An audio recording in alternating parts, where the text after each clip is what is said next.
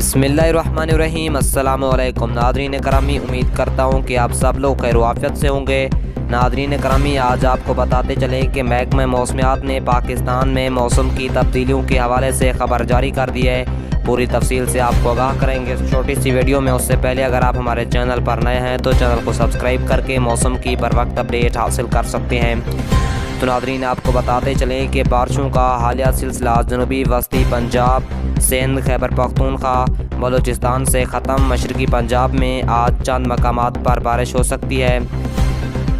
آپ کو مزید بتاتے چلیں کہ انشاءاللہ اگلے نیا مغربی سلسلہ آج رات سے داخل ہوگا، جس کی شدت 3 اپریل کو آنے کا امکان ہے۔ جنوبی وسطی پنجاب کے مختلف علاقوں میں تیز ہواؤں اور گرج چمک کے ساتھ بارش کا امکان موجود ہے۔